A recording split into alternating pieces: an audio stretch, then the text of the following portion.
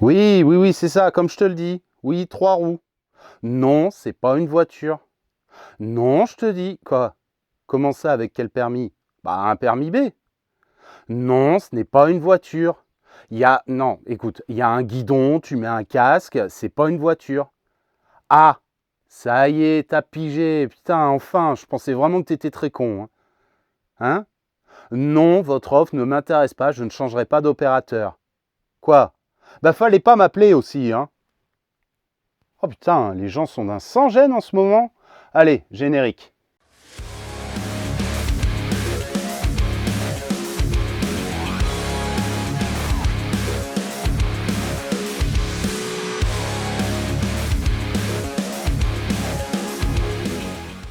Bonjour à tous, c'est Magnum. Au salon du 2 roues de Lyon, il y avait également du 3 roues. Et du 4 également avec les SSV. Mais bon, je vous ai pas fait d'image, faut pas déconner non plus. Je sais pas si vous vous rappelez, mais je vous avais fait une vidéo sur les véhicules de la catégorie L5E accessibles dès la formation de 7 heures. Et si vous ne l'avez pas vu, pas de panique, je vous mets un lien ici. Pour les optimistes, ces véhicules réunissent le meilleur du monde de l'automobile et de celui de la moto. Et pour les pessimistes, ces véhicules conjuguent le pire des deux mondes. La sempiternelle histoire du verre d'eau à moitié plein ou à moitié vide. Mais aujourd'hui, on n'est pas là pour entrer dans un débat stérile du type pain au chocolat ou chocolatine. Bah, chocolatine. Ces véhicules existent et pour ma part, je trouve qu'ils ont plus leur place dans le monde de la moto que dans celui de la voiture. Alors, ok, ils ont un encombrement de voiture, des aides électroniques de voiture, ils ne penchent pas comme une moto et ont la force centrifuge d'une voiture et le prix d'une voiture, mais cependant, accessible avec la formation de 7 heures comme la 125, pas de carrosserie,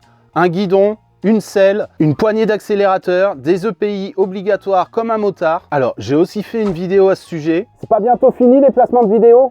Donc pour moi, ils ont tout légitimement leur place dans le monde des motards, tout comme les trikes également. Si t'es pas d'accord avec ça, je le comprends, je respecte ton point de vue, je te remercie d'avoir cliqué sur la vidéo.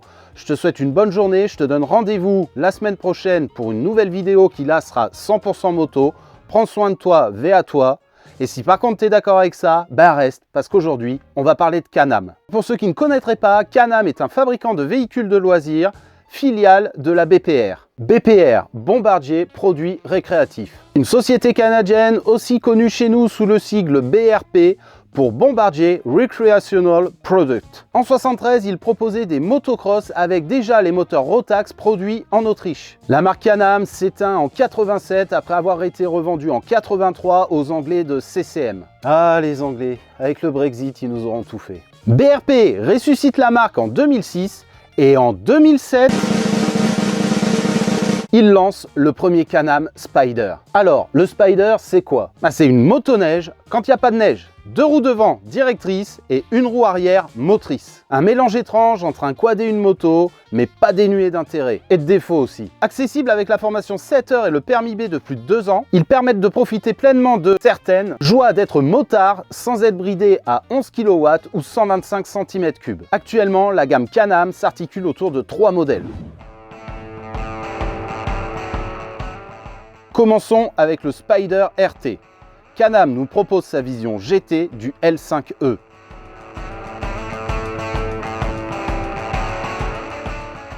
C'est une machine à avaler les kilomètres en tout confort pour 2 passagers.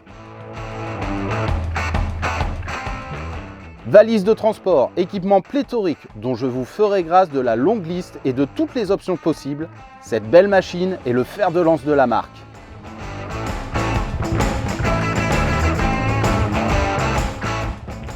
Je sais pas vous, mais moi je ne peux m'empêcher d'y voir la version 3 roues d'une Honda Goldwing.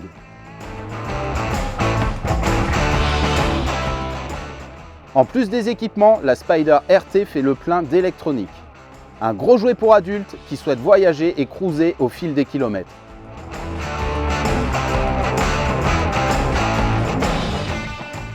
Le moteur est un Rotax de 115 chevaux. Ce 3 cylindres de 1330 cm3 lui procure des performances largement suffisantes pour en faire une excellente GT. Les prix sont en rapport avec le gabarit de l'engin, la gamme débutant à 30 979 €.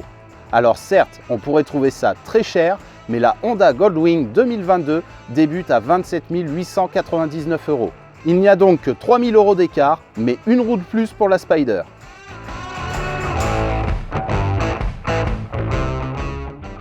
La version de base à ce prix offre tout de même la transmission semi-automatique, un mode éco, des suspensions à niveau automatique, des sièges et poignées chauffants, un système audio à 6 haut-parleurs et 177 litres de rangement. De quoi avaler les kilomètres de road trip en tout confort dès l'entrée de gamme. Le Spyder se décline également en version Sport, le F3. Sensiblement la même machine que le RT, mais avec une cosmétique différente. Mu par le même moteur que le RT, l'engin est plus léger et la position de conduite différente, réglable à souhait grâce à leur système UFIT.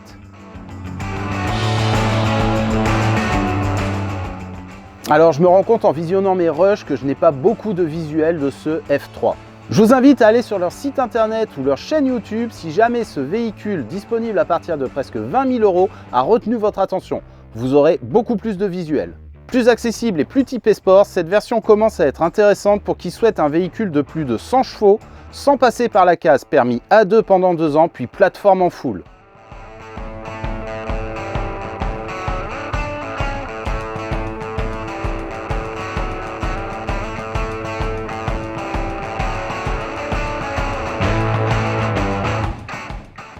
Et enfin, pour finir, le Baby Can-Am, le Ryker.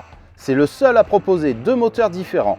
Un Rotax bicylindre de 600 cm3 développant 47 chevaux pour une machine pesant dans les 270 kg à sec, ou alors un Rotax 3 cylindres de 900 cm3 développant 77 chevaux pour un poids de 280 kg à sec.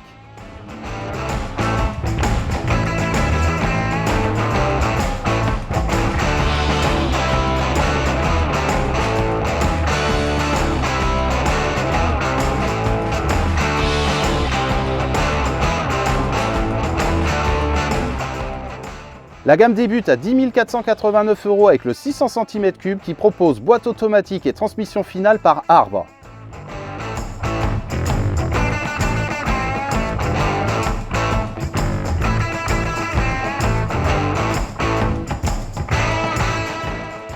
Ce Ryker possède un style dynamique fort appréciable, mais c'est aussi le plus petit des trois. Attention donc pour les grands gabarits.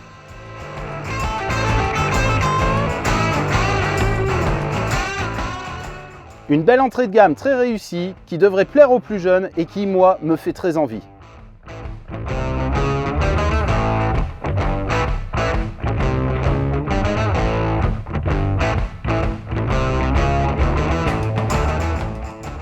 Voilà donc pour la gamme Can-Am 2022. Qu'on aime ou qu'on déteste, ces véhicules ne laissent pas indifférents. Certains motards ne les considèrent pas comme faisant partie du monde de la moto. Et certains groupes les refusent même en sortie. Alors oui, ces véhicules ne penchent pas comme une moto, on ne peut pas faire la technique du contre-braquage dans les courbes. Mais je les vois plus comme une évolution de la moto au même titre que les trikes. Les risques physiques dus à l'absence de carrosserie sont exactement les mêmes que pour un motard. L'équipement est le même que pour un motard. Et la sensation en ligne droite, main sur le guidon, le vent en pleine face, est exactement la même que pour un motard. Le seul véritable défaut de ces machines, au-delà d'un encombrement plus proche du quad que de la moto, reste pour moi leur prix. Mais l'avantage, et pas des moindres, c'est d'avoir au guidon des performances inégalables avec un simple permis B et une formation de 7 heures. De beaux engins que je serais susceptible d'acquérir si j'en avais les moyens. Comme d'habitude, n'hésitez pas à liker, diffuser, commenter, partager, abonnez-vous. Je vous dis à très bientôt, prenez soin de vous, ve à tous.